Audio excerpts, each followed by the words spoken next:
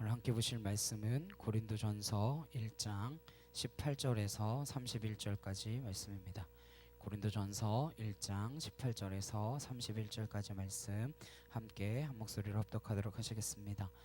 십자가의 도가 멸망하는 자들에게는 미련한 것이요 구원을 받는 우리에게는 하나님의 능력이라. 기록된 바 내가 지혜 있는 자들의 지혜를 멸하고 총명한 자들의 총명을 폐하리라 하였으니 지혜 있는 자가 어디 있느냐, 선비가 어디 있느냐, 이 세대의 변론가가 어디 있느냐. 하나님께서 이 세상의 지혜를 미련하게 하신 것이 아니냐. 하나님의 지혜에 있어서는 이 세상이 자기 지혜로 하나님을 알지 못하므로 하나님께서 전도에 미련한 것으로 믿는 자들을 구원하시기를 기뻐하셨도다. 유대인은 표적을 구하고 헬라인은 지혜를 찾으나 우리는 십자가에 못 박힌 그리스도를 전하니 유대인에게는 거리끼는 것이요 이방인에게는 미련한 것이로되 오직 부르심을 받은 자들에게는 유대인이나 헬라인이나 그리스도는 하나님의 능력이요 하나님의 지혜니라. 하나님의 어리석음이 사람보다 지혜롭고 하나님의 약하심이 사람보다 강하니라. 형제들아 너희를 부르심을 보라. 육체를 따라 지혜로운 자가 많지 아니하며 능한 자가 많지 아니하며 문벌 좋은 자가 많지 아니하도다. 그러나 하나님께서 세상에 미련한 것들을 택하사 지혜 있는 자들을 부끄럽게 하시려 하시고 세상에 약한 것들을 택하사 강한 것들을 부끄럽게 하려 하시며 하나님께서 세상에 천한 것들과 멸시받는 것들과 없는 것들을 택하사 있는 것들을 폐하려 하시나니 이는 아무 육체도 하나님 앞에서 자랑하지 못하게 하려 하심이라. 너희는 하나님으로부터 나서 그리스도 예수 안에 있고 예수는 하나님으로부터 나와서 우리에게 지혜와 의로움과 거룩함과 구원함이 되셨으니 기록된 바 자랑하는 자는 주 안에서 자랑하라 함과 같게 하려 함이라. 아멘. 십자가의 도라는 제목으로 함께 말씀을 나누도록 하겠습니다. 여러 번 말씀드렸듯이 지금 고린도 교회의 상황은 심각한 세속의 물결이 들어와 있는 상태입니다. 고린도 교회에 들어와 있는 세속의 물결은 세상적인 가치로 서로를 자랑하는 그러한 경쟁이 붙은 것이었습니다. 하나님께서는 고린도 교회에 많은 은혜를 주셨습니다. 은사도 주시고요. 그런데 그 은사와 은혜들을 자기를 드러내고 자랑거리로 그것을 통해서 경쟁을 하는 도구로 삼고 말았습니다. 그래서 고린도 교회는 4개의 파로 나뉘어서 싸우고 있습니다. 이 상황에 대해서 바울이 지금 어떻게 이야기를 정리해 나아가는가 오늘 말씀을 통해서 함께 살펴보도록 하겠습니다. 우선 이들은 은사가 중심이 되어서 은사가 자랑이 되는 경쟁이 되어버렸습니다. 예를 들면 이런 거죠. 당신 왜 방언 못 받았어? 기도를 덜 했구만. 이런 식으로 은사가 다른 사람들을 세우고 섬기는 데 쓰이는 것이 아니라 자기를 드러내고 자랑하는 도구가 되어버렸다라는 것입니다. 그것은 하나님께서 은사를 주신 목적이 아닙니다. 한국 기독교 역사에도 병 고치는 은사를 받으신 분들이 많이 계셨습니다. 이름 석자만 돼도 유명한 분 계셨거든요. 현신의 권사님이라든지 지금도 목회를 하고 계시는 분들 가운데 큰 종이다라고 불리는 분들이 있습니다. 그분들이 한때 많은 은사를 가지고 있었습니다. 그리고 실제로 그러한 은사들이 나타났습니다. 은사가 필요하고 은사가 있습니다. 그런데 은사주의로 가는 것은 옳지 않습니다. 모든 게 은사로 결론이 맺어지는 것은 성경의 진정한 가르침은 아닙니다. 예를 들면 신사도 운동 같은 것들이 그 배경이 은사주의에서부터 시작되는 것입니다.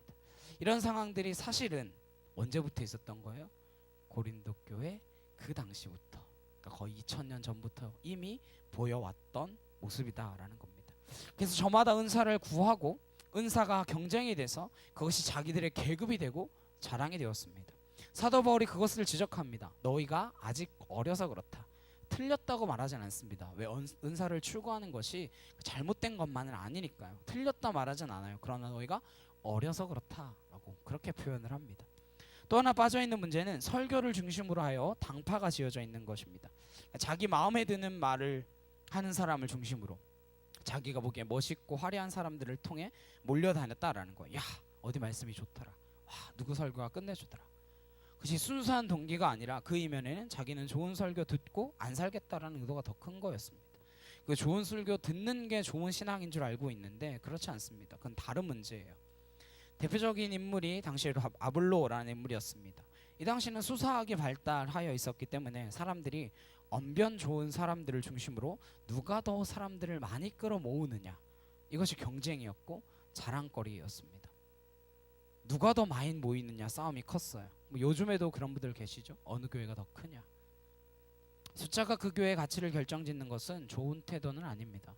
얼마나 그 교회가 그리스도의 심장을 가지고 살아가느냐 하는 게 더 중요한 것이겠죠. 근데 우리가 그런 오류를 많이 범하는데 새삼스러운 게 아니라는 거예요. 언제부터 그랬다는 거예요? 고린도 교회 때부터 그래 왔다는 거예요. 사람을 중심으로 누가 더 많은 청중을 확보하고 끌어들이느냐, 이런 것들이 굉장히 유행을 했습니다. 고린도 교회 성도들의 의식에는 두 가지였습니다. 첫째는 헬라식 개념인데 어느 사람이 설교에 더 수사력을 가지고 있는가, 그러니까 더 화려하고 듣기 좋은 설교를 하는가. 이 싸움과 함께 동시에 사색의 문제였습니다. 누가 더 헬라식 논증 방식으로 생각할 줄 알고 논리적 사고의 틀을 가지고 있는가. 헬라적 사유함, 당시의 철학자들 같은 그런 이야기인 거죠. 이런 것들이 복음을 밀어내고 교회 안에 중요한 가치로 사람들의 눈가기를 막고 있었습니다. 요즘에도 이러한 경향들이 교회마다 있을 수 있습니다.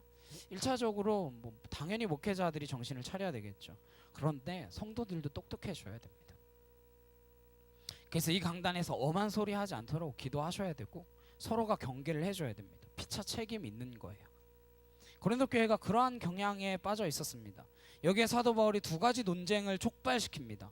두 가지를 이야기해요. 세상의 지혜, 헬라 말의 지혜라는 것은 방금 말씀드린 것처럼 말의 지혜와 17절과 19절에 보시면 17절에 먼저 보시면 그리스도께서 나를 보내심은 세례를 베풀게 하려 하심이 아니요 오직 복음을 전하게 하려 하심이로되 말의 지혜로 하지 아니함은 이랬습니다. 그러니까 이게 바로 당시에 유행했던 수사학을 뜻하는 거예요.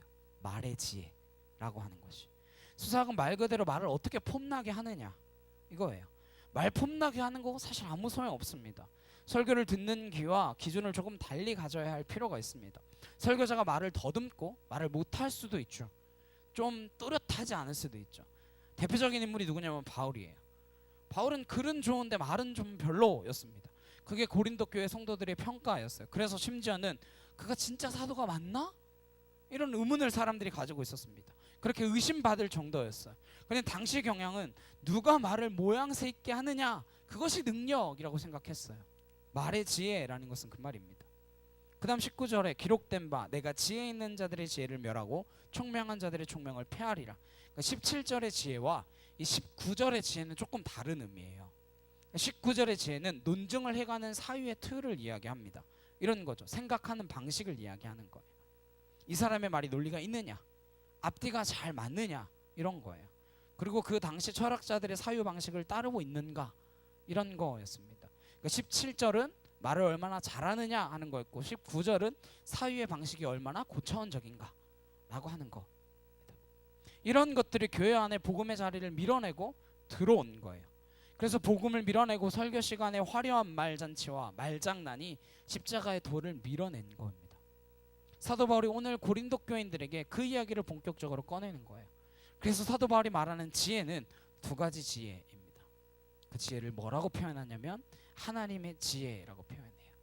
근데 그 하나님의 지혜를 두 가지로 설명하는데, 첫째는 예수 그리스도께서 누추한 인간의 몸으로 입고 이 땅 가운데 오신 그 성육신 사건을 하나님의 지혜라고 해요. 그리고 두 번째는 그분이 그 당시 사람들에게는 거리끼는 것, 스칸달론이라고 해요. 거리끼는 것, 그 입에 담기도 싫은 거북스러운 것을 이야기하거든요. 그게 뭐였을까? 바로 십자가입니다. 십자가는 당시 사람들이 대화 중에 직접적으로 표현하지 않을 정도로 굉장히 거리끼는 것이었습니다. 저주스러운 것이었어요.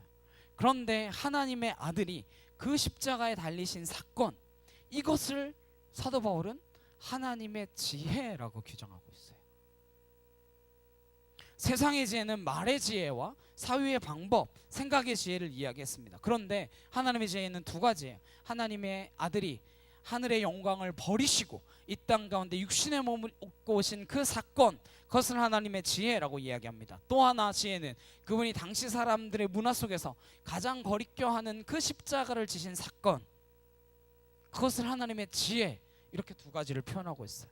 그것이 십자가의 도입니다. 그걸 하나님의 지혜, 이렇게 사도 바울이 소개하고 있습니다. 이걸 이렇게 오해해서는 안 됩니다. 이 말이 제 언어적인 부족으로 인해서 설명이 안 될 수도 있어요. 설명이 안 될 수도 있어요. 그런데 여러분들이 성령의 지혜를 통해서 깨달으실 수 있기를 간절히 소망합니다. 성경 한 군데 보실게요. 고린도전서 12장 3절입니다. 고린도전서 12장 3절이에요. 그러므로 내가 너희에게 알리노니 하나님의 영으로 말하는 자는 누구든지 예수를 저주할 자라 하지 아니하고 또 성령으로 아니하고는 누구든지 예수를 주시라 할 수 없느니라. 그러니까 지금 제가 하나님의 지혜에 대해서 설명을 드릴 텐데 못 깨달으시는 건 제 책임이 아닙니다. 성령께서 여러분들에게 지혜를 열어주셔서 이 설명을 깨닫게 되시는 은혜가 있기를 간절히 소망합니다. 하나님의 지혜 두 가지로 말씀드렸어요. 첫째는 하나님의 아들이 신인데 하나님이신데 육신을 입고 이 땅 가운데 오신 사건, 그게 지혜예요. 또 하나 지혜는 그 하나님의 아들이 세상 사람들이 가장 모욕스럽게 생각하고 가장 거리껴하는 그 십자가를 지시고 죽으신 사건입니다. 우린 그냥 성경에 쓰여 있으니까 그런가 보다 하고 보는데 이건 그 당시 문화에서 들어가서 생각한다면 누구에게도 납득이 안 되는 문제인 거예요. 근데 왜 이런 방식을 하나님의 지혜라고 설명하실까? 왜 누구도 납득할 수 없는 것을 하나님의 지혜라고 하실까? 이유는 한 가지입니다. 우리에겐 방법이 없기 때문이에요. 왜냐하면 우리는 완전히 죽은 존재예요. 십자가에 죽으신 예수 그리스도를 영접하고 하나님의 자녀가 된다라는 것은 그걸 우리에게 조건으로 주신 게 아니에요. 이거 되게 어려운 건데 믿으면 구원을 받는다 우리가 이렇게 생각하잖아요. 근데 그걸 우리에게 믿어야만 주는 조건으로 십자가를 우리에게 주신 게 아니에요. 이해가 안 되시죠? 하나님이 왜 이와 같은 방법을 선택하셨는가 하면 우리에게는 이거밖에 방법이 없기 때문이에요. 그래서 아들을 내려 보내셔서 자신이 이 땅 가운데 직접 오셔서 죽으신 사건이에요. 이걸 믿으면 하나님의 자녀가 되고 영접 안 하면 지옥 간다. 분명히 맞는 말인데 이게 조건은 아니에요. 사실은 그런 형식을 취하긴 하셨으나 그 이면에는 하나님께서 우리의 인생을 들여다보시니까 인간의 영적인 상태가 완전히 파산된 상태인 거예요. 그래서 믿음을 고백할 수조차 없어요. 하나님이라는 존재를 인정할 수조차 없는 상태인 거예요. 죽은 겁니다. 당신은 자신이 이 땅 가운데 오셔서 십자가에 죽으시는 것 외에는 이들을 건져낼 다른 방법이 없는 거예요. 그래서 십자가는 조건이 아닙니다. 사도 바울이 그래서 이걸 뭐라고 표현한다고요? 하나님의 지혜. 우리의 지혜로는 납득이 안 되는 지혜인 거예요. 하나님의 지혜예요. 하나님이 그렇게 설계하시고 그 방식을 채택하셔서 우리를 살려내신 거예요. 예수 믿으면 구원 얻나요? 안 얻나요? 어려운 질문 아닙니다. 예수 믿으면 구원 받습니까? 안 받습니까? 구원 받습니다. 그러면 그 믿음은 누구의 것입니까? 쉽게 내가 믿은 거죠. 내가 예수님 믿은 거잖아요. 그런데 사실은 내가 믿은 게 아니라 하나님이 살려놓고 하신 이야기인 거예요. 그러니까 정말 말도 안 되는 예인데 예를 들면 이런 거예요. 여기 시체 하나가 누워 있어요. 시체가 누워 있습니다. 시체 보고 너 저 뒤에까지 달려갔다가 다시 돌아오는데 10초 만에 갔다 오면 내가 너 살려줄게. 이게 말이 되나요? 안 되나요? 안 되죠. 왜요? 시체가 지금 어떻게 뛰어갔다 옵니까? 그런데 우리가 지금 그렇게 구원을 얻은 거예요. 너희가 믿음을 고백하면 하나님의 자녀라고 인정해 줄게. 그런데 사실은 뭐라는 거예요? 살려주시고 하나님의 자녀로 고백할 수 있게끔 해주신 거란 말이에요. 시체가 어떻게 저기까지 갔다 옵니까? 죽었는데. 근데 하나님 우리에게 뭐라고 하십니까? 믿으면 구원을 얻는데요. 시체인데. 아무것도 할 수 있는 존재가 아닌데. 그렇잖아요. 영적으로 시체잖아요. 어떻게 된 겁니까? 논리적으로 안 맞죠. 그러니까 십자가는 하나님의 지혜라는 거예요. 우리의 논리로 이해되는 것이 아니라는 거예요. 이건 하나님이 예전 가운데 선택하셔서 구원을 주기로 작정하신 영혼들을 살려주고 뛰어갔다 오게 한 거예요. 그러고는 너희 뛰어갔다 왔으니까 살려줄게 라고 하시는 거라고요. 말은 수사적으로 어떻게 하는 거예요? 네가 믿어서 구원 받았다. 근데 그 믿음 사실 누가 주신 거예요? 하나님이 주신 거예요. 하나님이 주시지 않으면 그 믿음 가질 수조차 없어요. 정확하게 에베소서 2장 8절에서 9절에 이렇게 이야기합니다. 너희는 그 은혜에 의하여 믿음으로 말미암아 구원을 받았으니 이것은 너희에게서 난 것이 아니요 하나님의 선물이라. 행위에서 난 것이 아니니 이는 누구든지 자랑하지 못하게 함이라. 이걸 잊어버리면 안 돼요. 우리의 인생은 어디서부터 시작되는 것입니까? 십자가에서부터 시작되는 거예요. 우리 인생은 십자가에서부터 시작되는 것입니다. 근데 늘 이걸 잊어버리니까 신앙 안에서 생성된 은사나 모든 것들이 누구의 것이라고 생각하는 거예요. 내 것이라고 생각하는 거예요. 내가 잘해서라고 생각하는 거예요. 아니요, 시작부터 우린 죽은 상태였어요. 죽은 자가 뭘 할 수 있습니까? 믿음도 무엇입니까? 이게 조건절이 되어버리니까 자랑이 되는 거예요. 은사는 뭐예요? 은사도 내가 기도해서 은사 받은 것입니까? 아니에요. 그것도 하나님께로부터 그냥 거저 받은 겁니다. 말 그대로 은혜입니다. 그래서 신앙의 정확한 가늠자 기준을 놓고 설명하라 그러면 이것을 자랑하느냐 아니냐로 기준하는 거예요. 이게 내가 자랑으로 가느냐 아니냐, 그것으로 이 사람이 제대로 십자가를 이해했느냐 아니냐를 가늠하는 것입니다. 우린 누구도 은사 아니라 은사 할아버지가 와도 우린 자랑할 게 없는 사람입니다. 아무리 수만 가지 은사를 우리가 가지고 있어도 자랑할 게 단 하나도 없는 사람이에요. 왜? 어디서 출발했기 때문에요? 사망의 자리에서 출발했기 때문에. 시체였다고요. 전부 덤으로 사는 겁니다. 왜 하나님의 말씀에 순종합니까? 순종해야 하나님 구원해 주시기 때문에? 아니에요. 이미 구원받아서 구원받은 존재로서 그 삶을 사는 겁니다. 그게 당연한 삶인 거예요. 요나서를 보시면 요나가 니느웨를 안 가겠다고 버팁니다. 그랬더니 하나님이 물고기 뱃속에 집어넣으셔서 니느웨로 보내시죠. 니느웨가 큰 성인데 사흘 길을 다녀야 될 정도로 큰 성인데 하루 달랑 전하고 옵니다. 그것도 전도한 게 아니라 저주를 퍼부어요. 너희 40일 지나면 죽는다 이러고 돌아다녔어요. 그거 아무리 봐도 전도가 아니에요. 저주지. 근데 기가 막힌 게 그 소리를 듣고 짐승까지 회개를 합니다. 요나서에 보시면 짐승까지 금식하고 회개를 해요. 그러면 그게 전도받아서 회개하는 겁니까? 아니죠. 하나님의 은혜로 돌아오는 거죠. 다만 그 일에 요나가 사용되어진 것뿐이죠. 뭐로? 저주를 퍼붓는 걸로도 사용되었는데 그걸로도 전도가 되더라는 건 누가 하신 거라는 거예요. 하나님이 하신 거라는 거죠. 구원의 역사가 전도를 하는 사람은 이 비밀을 압니다. 이게 얼마나 신비한 것인지. 사람에게는 조건이 없어요. 오늘 1장 본문 말씀에도 보시면 전도의 미련한 것으로 이렇게 이야기하잖아요. 전도는 굉장히 미련한 거라는 거예요. 미련한 방법이라는 거. 이건 방법이라고 할 것도 없습니다. 미련스러운 짓이에요. 고린도전서 1장 21절 다시 한번 함께 보시겠습니다. 오늘 본문 말씀 고린도전서 1장 21절입니다. 함께 읽겠습니다. 시작. 하나님의 지혜에 있어서는 이 세상이 자기 지혜로 하나님을 알지 못하므로 하나님께서 전도에 미련한 것으로 믿는 자들을 구원하시기를 기뻐하셨도다. 전도는 천하의 미련한 방법이라는 거. 근데 미련한다는 것은 무슨 뜻일까요? 이게 우리의 설득력으로는 되는 게 아니라는 거예요. 지금 아까 그 말씀드렸던 하나님의 지혜가 우리의 상식으로 납득이 됩니까? 안 되는 거예요. 그런데 우리가 그 사실을 어떻게 알 수 있죠? 구원받은 존재이기 때문에 그 사실을 알 수 있는 거예요. 하나님이 나를 만나셨기 때문에 내가 그 사실을 깨닫게 된 거잖아요.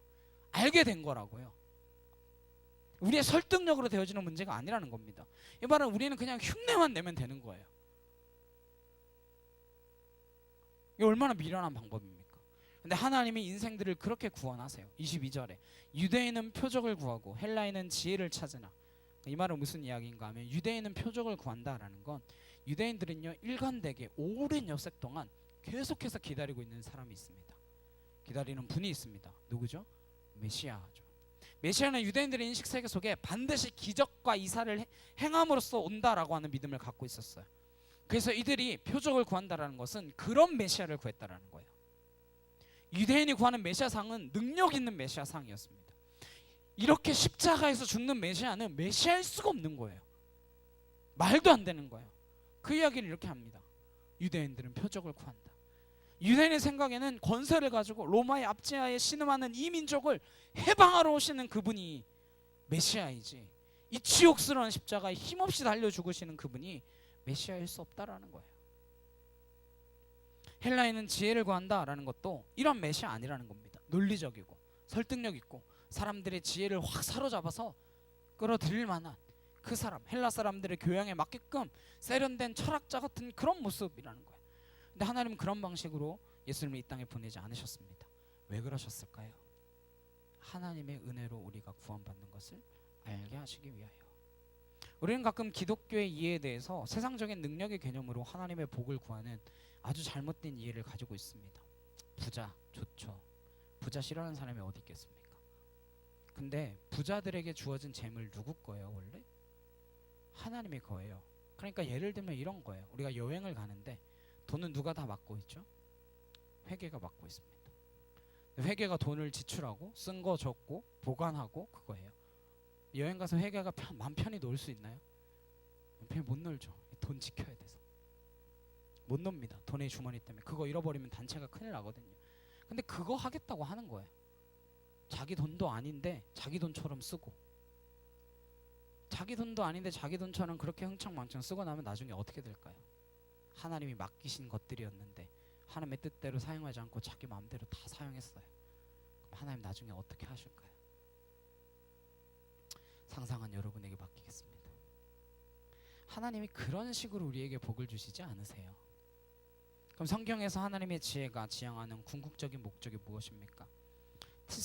티스턴이라는 학자가 이런 이야기를 했어요. 구원의 3시제를 이렇게 비유했습니다. 그러니까 구원을 과거, 현재, 미래 이렇게 본다면 어떤 건가?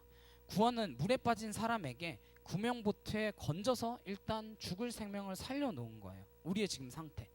물에 빠져 죽을 사람을 구명보트에 건져 올려놨습니다. 근데 그 보트에 건져 올려놨다고 그 사람이 구원된 건가요? 그건 아니라는 거야. 왜? 이 사람은 이제 어떻게 해야 돼요? 무트로 데리고 나와야죠. 육지로 가야죠. 무트를 끌고 가는 걸 구원의 과정이라고 표현합니다. 구원의 현재성. 그런데 그 구원의 과정은 어떻게 완성이 되어집니까? 해안가로 끌고 가서 견고한 육지에 그 사람을 내려놓을 때, 그가 그의 집으로 돌아갈 때 비로소 그 사람의 구원은 완성되는 거예요. 우리의 구원은 어디에서 완성되는 겁니까? 결국 저 천국에 들어갈 때 완성되는 거예요. 그렇게 이야기합니다. 사도 바울이 그 이야기해요. 내가 볼 때 너희가 아직 어린데 이미 배부르고 왕노릇하고 있다. 고린도전서 3장 1절입니다. 고린도전서 3장 1절 함께 찾아보시겠습니다. 함께 읽겠습니다. 시작. 형제들아, 내가 신령한 자들을 대함과 같이 너희에게 말할 수 없어서 육신에 속한 자 곧 그리스도 안에서 어린아이들을 대함과 같이 하노라. 그러니까 너희를 신령한 자처럼 대할 수 없고 어린아이처럼 대한다 이렇게 이야기하고 있어요. 왜? 아직도 바울의 성경적인 시각에서는 이 교회를 볼 때 단단한 식물을 먹을 수 있는 교회가 아닌 거예요. 신앙이 성장되어 있는 교회가 아닌 거예요. 이해를 못한다는 거예요. 왜? 너희가 아직 그 하나님을 제대로 알지 못하기 때문에. 근데 놀랍게도 너희는 지금 아직 잘 모르는데 너희 스스로 어떻게 생각하고 있냐면 4장 7절입니다. 8절까지 보시겠습니다. 고린도전서 4장 7절에서 8절 함께 읽겠습니다. 시작. 누가 너를 남달리 구별하였느냐? 내게 있는 것 중에 받지 아니한 것이 무엇이냐? 내가 받았은즉 어찌하여 받지 아니한 것 같이 자랑하느냐? 너희가 이미 배부르며 이미 풍성하며 우리 없이도 왕이 되었도다. 우리가 너희와 함께 왕노릇하기 위하여 참으로 너희가 왕이 되기를 원하노라. 이 사도 바울이 비꼬는 거예요. 너희가 이미 배부르고 왕이 되었구나. 사도 바울이 볼 때 아직 너희의 신앙은 가난한데 이들은 어린아이인데 이미 다 가진 것처럼, 배고파 죽어가고 있는데 이미 배부른 것처럼, 이루어진 것처럼, 왕이 되어 있는 것처럼 그렇게 부유한 자처럼 하고 있다라는 거야. 외형적으로는 다 갖추었다라고 착각할 수 있죠. 그런데 바울이 속을 들여다보니까 이들은 아직 어린아이라는 거예요. 예레미야 9장 23절입니다. 예레미야 9장 23절 24절입니다. 예레미야 9장 23절 24절 함께 읽겠습니다. 시작. 여호와께서 이와 같이 말씀하시되 지혜로운 자는 그의 지혜를 자랑하지 말라. 용사는 그의 용맹을 자랑하지 말라. 부자는 그의 부함을 자랑하지 말라. 자랑하는 자는 이것으로 자랑할지니 곧 명철하여 나를 아는 것과 나 여호와는 사랑과 정의와 공의를 땅에 행하는 자인 줄을 깨닫는 것이라. 나는 이 일을 기뻐하노라. 여호와의 말씀이니라. 예레미야 선지자가 하나님을 다 안다라고 스스로 자처하는 이들에게 하는 이야기입니다. 너희들이 지혜롭다고 생각하냐? 그거 자랑하지 마라. 너희가 부자라고 생각하냐? 그거 자랑하지 마라. 그러고 뭐라는 거예요? 하나님이 누구신지 알아라. 하나님이 어떤 분이신지를 알아야 된다. 호세아 선지자도 이스라엘 백성들에게 강조했던 것이 그것이었습니다. 힘써 여호와를 알라. 하나님의 궁극적인 관점은 이 이스라엘 백성들이 하나님을 알아가는 거였어요. 하나님 그분이 어떠한 분이신가를 알기를 원하셨습니다. 그래서 고린도 교회 성도들은 하나님 그분에 대해서 목마른 것이 아니라 그분이 뭘 해주시는지, 마치 어린아이처럼 아빠가 오늘은 나에게 뭘 사줄까, 오늘 저녁엔 아빠가 나에게 뭘 사들고 들어올까, 이것만 보고 있다는 거야. 근데 그걸 또 마치 자기가 이룬 것인 마냥, 아빠가 갖다 준 건데 내가 이룬 것인 마냥 자랑거리로 삼아서 경쟁에 붙어 있다라는 거야. 예레미야가 24절에 이렇게 이야기하죠. 곧 명철하여 나를 아는 것, 여호와는 사랑과 정의와 공의를 땅에 행하는 자인 줄 깨닫는 자라. 오늘도 이 십자가의 아들을 내어주시기까지 사랑하신 그 하나님의 지혜, 도대체 그 십자가가 내 인생 속에 어떤 의미가 있는가, 우리가 잊지 않고 고백해야 합니다.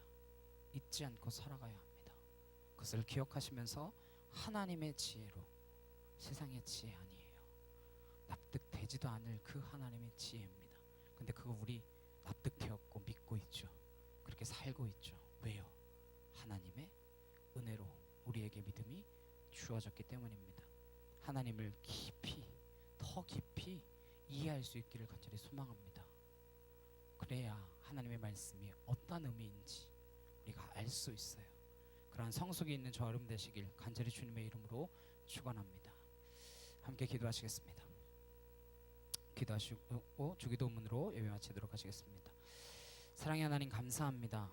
하나님, 십자가의 도, 그것이 우리의 보기에 미련한 것이며 납득되어지지도 않을, 설명되어지지도 않을 그 사건이 내게 믿어지는 그 놀라운 은혜, 그것이 하나님의 지혜이며 하나님의 방법이며 하나님의 계획하심인 줄 믿습니다. 내가 자랑할 것이 무엇이 있으며 내가 드러낼 것이 무엇이 있으며 내가 나타낼 것이 무엇이 있겠습니까? 우린 이미 파손된 존재였고 이미 시체와 같은 자들이었습니다. 주님이 영혼을 깨끗히 하사 살려주셔서 주의 자녀로 만들어주셨는데 그 자녀의 삶을 살아갈 수 있도록 내가 하나님의 그 은혜를 잊지 않고 기억하는 자 되게 하옵소서. 오직 주님의 은혜임을 기억하며 그 은혜로 사는 주의 거룩한 자녀 되게 하여 주시옵소서. 감사드리며 예수 그리스도의 이름으로 기도드렸사옵나이다. 아멘. 주기도문으로 예배 마치겠습니다. 하늘에 계신 우리 아버지여, 이름이 거룩히 여김을 받으시오며 나를 임하옵시며 뜻이 하늘에서 이루어진 것 같이 땅에서도 이루어지이다. 오늘날 우리에게 일용할 양식을 주옵시고 우리가 우리에게 죄 지은 자를 사하여 준 것 같이 우리의 죄를 사하여 주옵시고 우리를 시험에 들게 하지 마옵시고 다만 악에서 구하옵소서. 대개 나라와 권세와 영광이 아버지께 영원히 있사옵나이다. 아멘.